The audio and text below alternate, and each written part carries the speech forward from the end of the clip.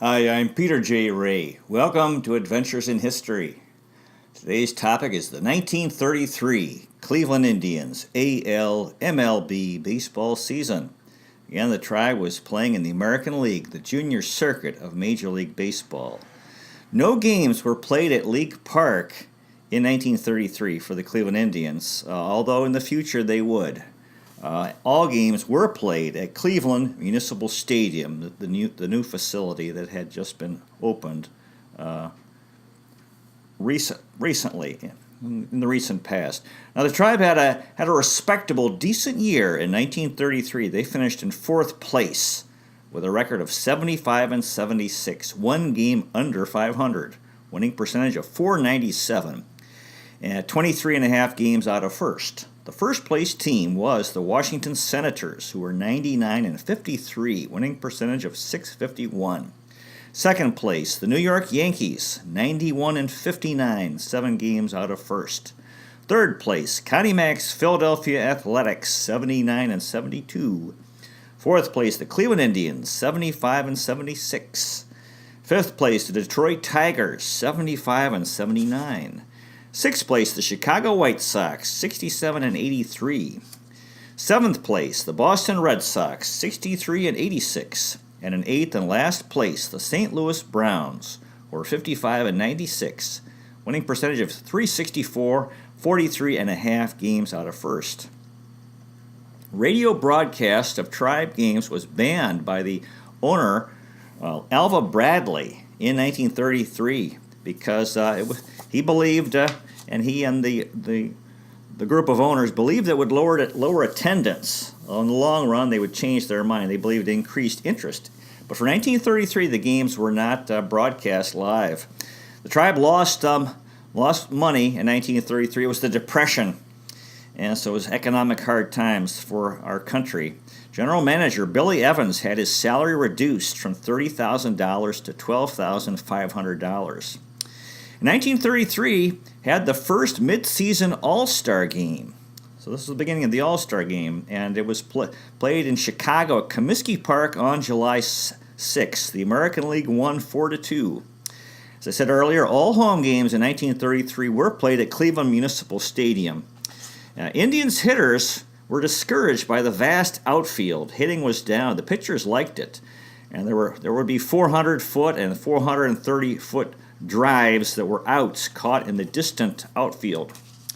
WHK and Jack Graney did recreate Tribe games on the radio, but they were after the games had been played. So if you wanted to listen to the game, you'd have to wait for it till it was over. The Tribe uniforms had red numbers and a red block C on the chest. On the pants, there were red stripes at the side, black socks, red stripes, and black caps with a red button top. On Ladies' Day, May 11th, there were free admission for all women. 22,000 fans came to the stadium, including 14,000 women who did not pay. Beer was sold at MLB ballparks for the first time since 1919. Prohibition had ended and alcohol was legal again. In 1933, the attendance for the Tribe home games was 387,936, an average of 5,138, down 80,000 from 1932. So this was a big disappointment. There was a belief that with the new stadium and all the extra seats, attendance would go up, but it actually went down, and mostly because of the hard economic times during the Depression. Now the coaching staff, Bib Falk was a coach. He was a Tribe player between 1929 and 1931, and a Tribe coach in 1933, and he was also a manager for one game and had a record of 1-0. Bib Falk. Patsy Garrity was another coach. He was a Tribe coach between 1933 and 1935. Garrity was born in 1892 in Parnell, Iowa, and died in 1966 in Belwa, Wisconsin at age 74. For his career, he batted .262 with 20 home runs and 249 RBIs. Garrity played for the Washington Senators between 1916 and 1923, and between 1929 and 1930. During his career, he was a catcher, first baseman, and outfielder. He was a Senators coach between 1929 and 1930. the minor leagues, he played for the Minneapolis Millers, the Dayton Veterans, and the Eau Claire Beavers. Patsy Garrity. Third coach was Earl Wolgamott, who was a Tribe coach between 1931 and 1933. So this was the end of his time in Cleveland. Earl Wolgamott. Roger Peckinpah was the manager to start the season and had a record of 26-25. He was a Cleveland Naps player in 1910 and 1912 to 1913, Tribe manager between 1928 and 1933, and in 1941. Peckinpah had been a star player for the New York Yankees and the Washington Senators, and he was the American League MVP in 1925. He was fired on June 9th by the Tribe, so this was the end of his time as manager, although he would come back in 1941. And he was replaced by Walter Johnson, the incredible star pitcher, Hall of Fame pitcher. Johnson's record as manager of the Tribe was 48-51, 3 games under 500. Johnson was born in 1887 in Humboldt, Kansas, and died in 1946 in Washington, D.C. at age 59. During his playing career, Johnson won 417 games and lost 279. So actually the Tribe has had the top 2 pitchers in terms of victories. Cy Young, who won 511, and Walter Johnson, 417, although Johnson didn't pitch for Cleveland. Walter Johnson's ERA for his career was 2.17. Wow, 3,508 strikeouts. An MLB record of 110 shutouts. And as a manager, his record was .529 or a winning percentage of .550. And Johnson played or pitched for the Washington Senators between 1907 and 1927. He was the manager of the Senators between 1929 and 1932, and the Tribe manager between 1933 and 1935. He won a World Series in 1924 with the Washington Senators, their last title.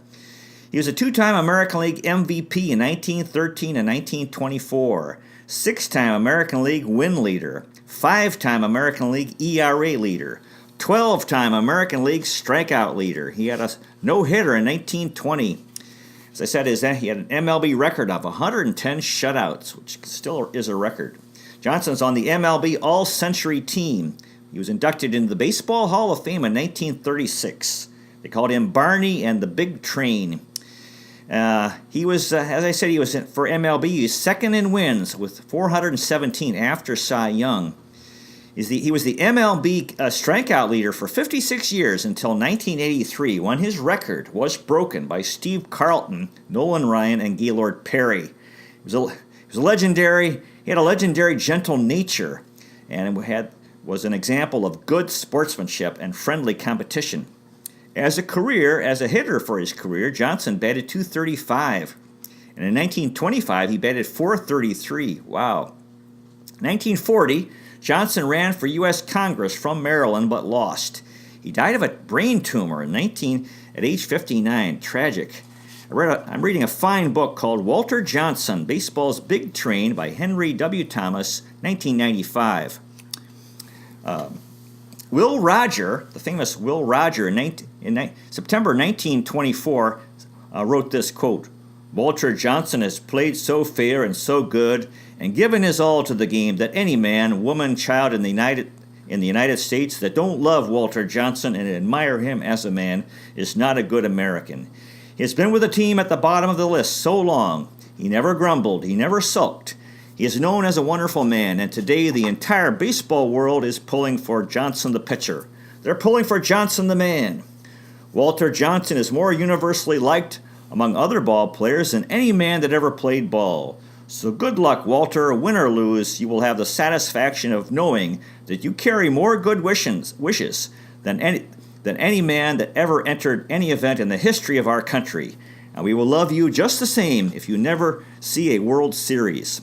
Yeah, the whole country was supporting Walter Johnson and the Washington Senators in 1924, including fans from opposing teams. In the 1924 World Series, Game 1, Johnson was the losing pitcher, 4-3, and Grantland Rice, sports writer, wrote this quote, "What is victory or defeat? In any single encounter to be compared, to a whirlwind of affectionate applause that a Caesar would have envied. Johnson visited disabled soldiers from the First World War, veterans at Walter Reed Hospital, and it was reported, quote, "One look at their disfigured features and wasted bodies was enough to make any ball player forget all about such a trivial thing as losing a World Series battle. As we left, this lad at the elevator said, 'Barney, we all know how you feel. A guy's a hero today and a dud tomorrow. Cheer up.'" Johnson lost Game 5, and in Game 7 of the World Series, the game was tied 3-3 in the ninth, and Johnson pitched 4 shutout innings and won that game 4-3 to win the World Series for Washington. And he said this, quote, "I was so happy it didn't seem real. They told me President Calvin Coolidge kept watching me all the way into the clubhouse." Jack Bentley wrote, quote, "Walter Johnson is such a lovable character that the good Lord didn't want to see him get beat again."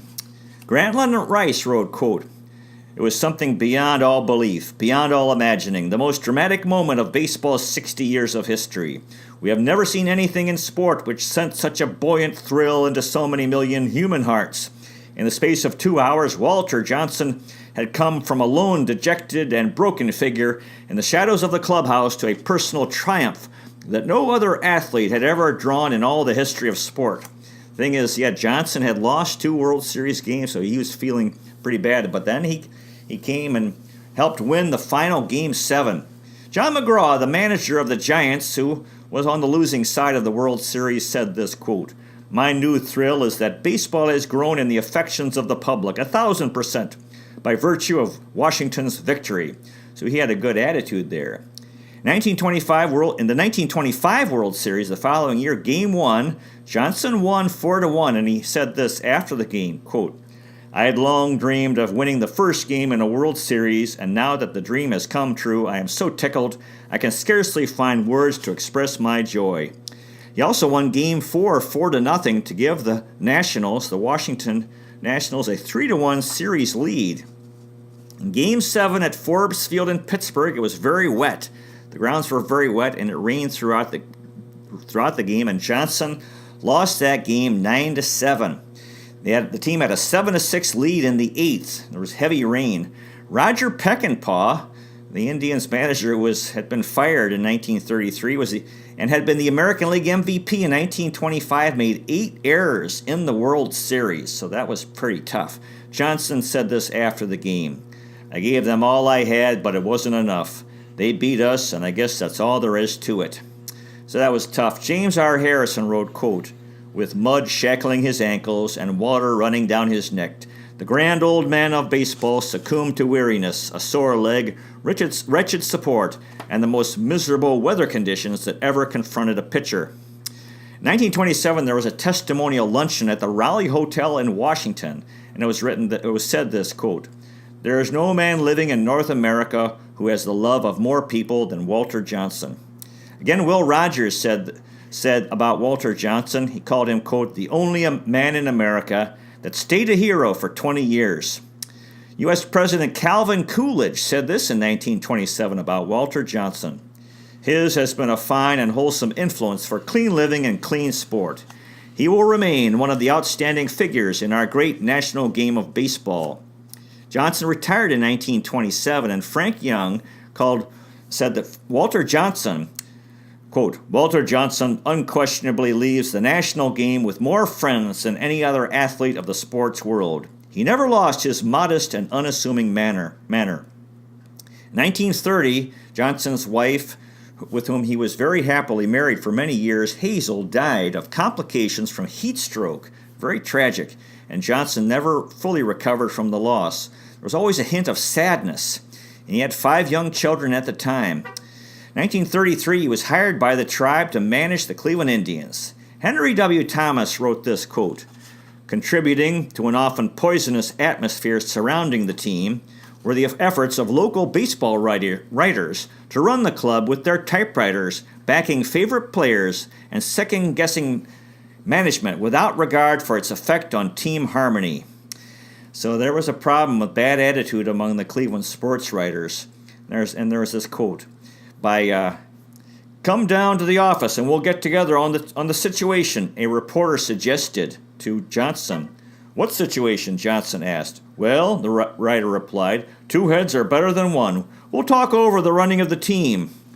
The invitation was rejected out of hand, ending Johnson's honeymoon with the newspapers before it began.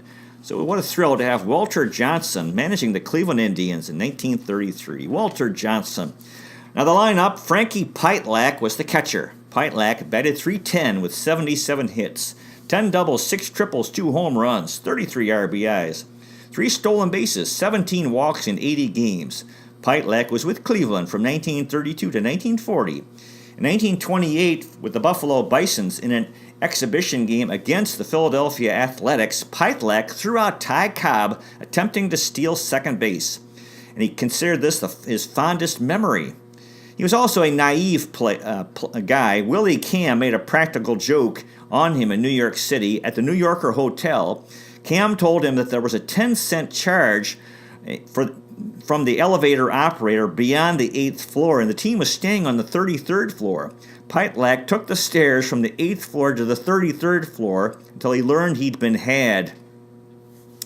Pitelack believes sauerkraut was the key to his batting success. Frankie Pitelack. Harley Boss was at first base. Boss batted .269 with 118 hits, 17 doubles, 7 triples, a home run, 53 RBIs, 2 stolen bases, 25 walks in 112 games. Boss was born in 1908 in Hodge, Louisiana, and died in 1964 in Nashville, Tennessee at age 55. For his career, he batted .268 with 1 home run and 61 RBIs. Boss played for the Washington Senators and Cleveland Indians between 1928 and 1933. This was the end of his MLB career. He played college baseball at Louisiana Tech, and he's in the Louisiana Tech University Hall of Fame. After he retired, he went into the insurance business and was a baseball coach at Vanderbilt University from 1960 to 1964. Harley Boss. Odell Hale was at second base. They called him Bad News. Hale batted .276 with 97 hits, 19 doubles, 8 triples, 10 home runs, 64 RBIs, 2 stolen bases, 30 walks in 98 games. Hale was with Cleveland in 1931, and from 1933 to 1940, in the minor leagues, he played for the Alexandria Cotton State League. For Alexandria in the Cotton State League, Hale hit 8 home runs early in the season. And a teammate said, "When that guy hits, he is really bad news." And that's how he got the nickname Bad News. Odell Bad News Hale. Bill Knickerbocker played shortstop. Knickerbocker batted .226 with 63 hits, 16 doubles, 3 triples, 2 home runs, 32 RBIs, a stolen base, 11 walks in 80 games. Knickerbocker was born in 1911 in Los Angeles, California, and died in 1963 in Sebastopol, California, at age 51. For his career, he batted .276 with 28 home runs and 368 RBIs. Knickerbocker played for the Cleveland Indians, St. Louis Browns, New York Yankees, Chicago White Sox, and Philadelphia Athletics between 1933 and 1942. He won World Series title with the New York Yankees in 1938 and 1939. In 1934, he was 19th in voting for the American League MVP.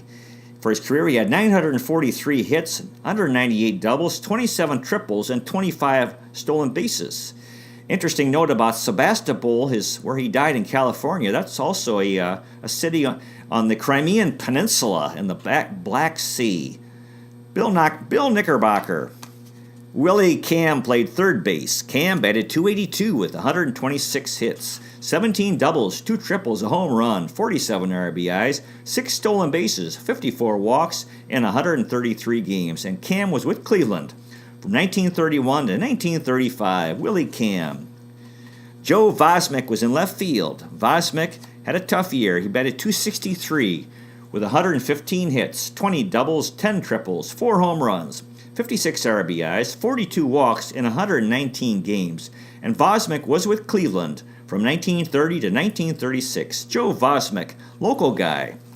Earl Averill was in center field. Averill batted .301 with 180 hits, 39 doubles, 16 triples, 11 home runs, 92 RBIs, 3 stolen bases, 54 walks in 151 games. And Averill was with Cleveland from 1929 to 1939. And he was an all-star on that all-star team in 1933. And he was my father's favorite player when my father was a boy, Earl Averill. Dick Porter. Twitchy Dick Porter was in right field. Porter batted .267 with 133 hits, 19 doubles, 6 triples, 41 RBIs, 4 stolen bases, 51 walks, and 132 games. And Porter was with Cleveland from 1929 to 1934. Twitchy Dick Porter. Now, the bench players included Bill Sissel, who was a middle infielder, in other words, shortstop and second base. Sissel batted .230 with 94 hits, 21 doubles, 3 triples, 6 home runs, 33 RBIs, 6 stolen bases, 31 walks in 112 games. Sissel was with Cleveland in 1932 and 1933, so this was the end of his time in Cleveland. He continued in the major leagues until 1938. Bill Sissel. Johnny Burnett was another middle infielder. Burnett batted .272 with 71 hits, 11 doubles, 2 triples, a home run, 29 RBIs, 3 stolen bases, 23 walks in 83 games.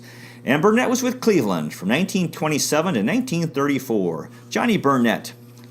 Roy Spencer was a spare catcher. Spencer batted .203 with 46 hits, 5 doubles, 2 triples, 23 RBIs, 23 walks in 75 games. Spencer was born in 1900 in Scranton, North Carolina, and died in 1973 in Port Charlotte, Florida, at age 72.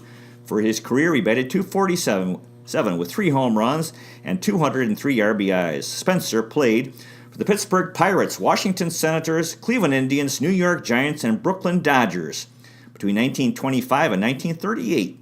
He won a World Series title in 1925 with the Pittsburgh Pirates, and in 1927, a National League title with the Pirates, and another National League title in 1936 with the New York Giants. In his career, he had 448 hits, 57 doubles, 13 triples, 203 RBIs. In the minor leagues, Spencer played for the Buffalo Bisons, Baltimore Orioles, and Indianapolis Indians. Roy Spencer. Milt Galatzer played some outfield. Galatzer batted .238 with 38 hits. Scored 19 runs, had 2 doubles, a triple, a home run, 17 RBIs, 2 stolen bases, 23 walks in 57 games. Galatzer was born in 1907 in Chicago, Illinois, and died in 1976 in San Francisco, California, at age 68. For his career, he batted .268 with 1 home run and 57 RBIs. Galatzer played for the Cleveland Indians and Cincinnati Reds between 1933 and 1939.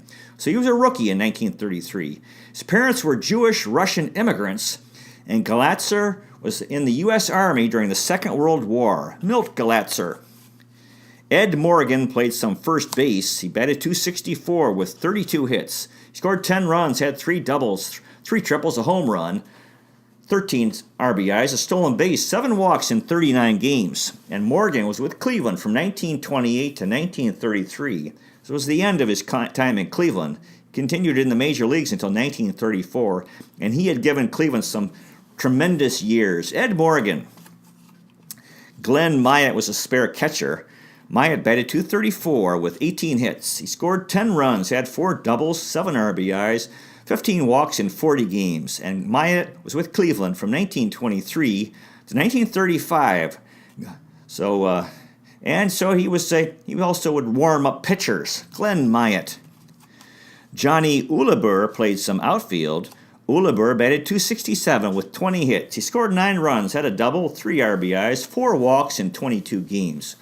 Uleber was born in 1911 in New Orleans, Louisiana, and died in 1980 at age 69. His career was just with the Cleveland Indians in 1933. After he retired from baseball, he was a banker and became the president of the First Commerce Corporation in New Orleans, Louisiana. Johnny Uleber. Mike Powers played some outfield. Powers batted .277 with 13 hits. He scored 6 runs, had 2 doubles, a triple, 2 RBIs, 2 stolen bases, 6 walks in 24 games. Power was with Cleveland from 1932 to 1933, and this was the end of his MLB career. He was a manager in the minor leagues from 1939 to 1942. Mike Powers.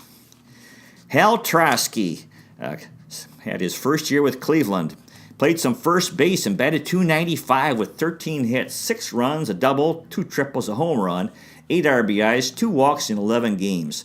Trosky was born in 1912 in Norway, Iowa, and died in 1979 in Cedar Rapids, Iowa, at age 66. For his career, he batted .302 with 228 home runs and 1,012 RBIs. Really good numbers. Trosky was with the Cleveland Indians from 1933 to 1941, and with the Chicago White Sox in 1944 and 1946. He was the American League RBI leader in 1936. He's in the Tribe Hall of Fame. His son Hal Jr. was an MLB player with the Chicago White Sox in 1958. Trosky is 5th all-time in home runs for the Tribe after Jim Thome, Albert Bell, Manny Ramirez, and Earl Averill. He's considered the best player to never make an all-star team. He was for the American League. During his career, the American League first baseman included Lou Gehrig, Jimmy Fox, and Hank Greenberg, which made it tough for him to make the all-star team. In 1938, he started having migraine headaches, which shortened his career. I'm reading a fine book called Hal Trosky, a baseball biography by William H. Johnson, 2017. And here's a quote from the book. Quote, "To a Cleveland Indians fan during the Depression, Hal Trosky was one of the unofficial faces of the franchise during the 1930s, playing on the same team as future Hall of Famers Bob Feller, Earl Averill, and Lou Boudreau, and notching some of the gaudiest power numbers in the history of the organization." Trosky said this, quote, "When I was a kid, baseball was the game that you played because it was more fun than anything else you could do." His birth name was Trojovsky, and he changed the name to Trosky after he signed his first pro contract. Tribe scout Cy Slapnicka signed him. On September 17th with the Tribe, Trosky struck out 4 times and was discouraged. That night, manager Walter Johnson put his arm around Trosky and said, quote, "You're going to be my first baseman for a long time." And so he had been depressed, and he felt very encouraged. So that was a wonderful thing that Walter Johnson did. Hal Trosky. Now the pitching staff, Mel Harder was 15-17 with an ERA of 2.95, 43 games, 31 starts, 14 complete games, 2 shutouts, 4 saves, 253 in the 3rd innings pitched, and 81 strikeouts. Harder batted .190 with 16 hits. He scored 2 runs, had 3 doubles, a home run, 5 RBIs, 2 walks, struck out 26 times in 44 games. Harder was a player with the Cleveland Indians from 1928 to 1947 and a Tribe coach from 1948 to 1963. Mel Harder. Oral Hildebrand had an outstanding year. Hildebrand was 16-11 with an ERA of 3.76. 36 games, 31 starts, 15 complete games, 6 shutouts, a save, 220 in a 3rd innings pitched, and 90 strikeouts. Hildebrand batted .190 with 16 hits. He scored 4 runs, had 2 triples, 10 RBIs, a walk, and struck out 7 times. Hildebrand was with Cleveland from 1931 to 1936, and he made the All-Star team in 1933. Oral Hildebrand. Wes Farrell was 11-12 with an ERA of 4.21. 28 games, 26 starts, 16 complete games, a shutout, 201 innings pitched, and 41 strikeouts. Farrell batted .271 with 38 hits. He scored 26 runs, had 7 doubles, 7 home runs, 26 RBIs, 20 walks, and struck out 22 times in 61 games. Farrell was a pitcher who could hit. He was with Cleveland from 1927 to 1933, so this was the end of his time in Cleveland. He continued in the major leagues until 1941, and was an all-star in 1933.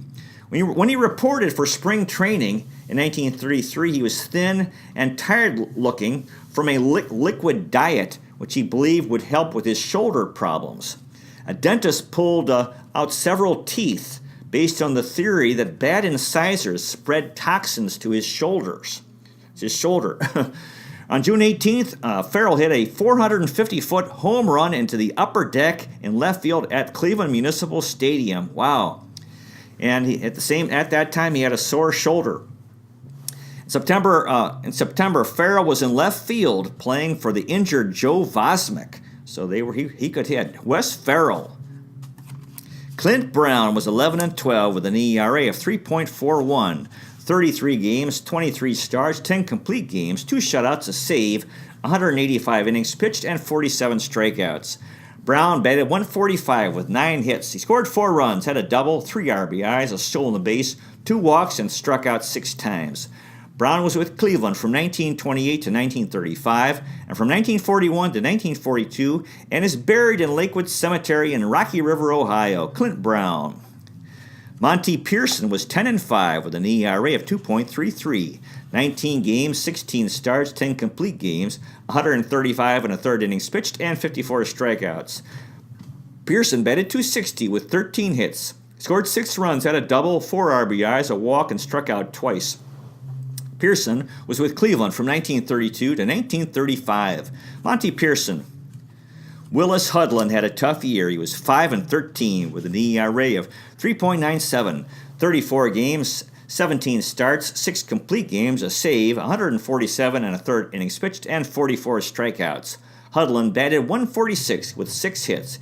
He scored a run, had a home run, 3 RBIs, 2 walks, and struck out 13 times. And Hudlin was with Cleveland from 1926 to 1940. Willis Hudlin. Sarge Connolly was 5-3 with an ERA of 4.89. 41 games, 3 starts, a complete game, a save, 103 innings pitched, and 30 strikeouts. So he was primarily a relief pitcher. Connolly batted .231 with 6 hits. He scored 3 runs, had a double, a triple, 2 RBIs, a walk, and struck out 7 times. And Connolly was with Cleveland from 1931 to 1934. Sarge Connolly. Belv Bean was 1-2 with an ERA of 5.25, 27 games, 2 starts, 70 and a third innings pitched, and 41 strikeouts. So he was also primarily a relief pitcher. Bean batted .182 with 4 hits. He scored a run, had an RBI, a walk, and struck out 6 times. Bean was with Cleveland from 1930 to 1931 and from 1933 to 1935. Belv Bean.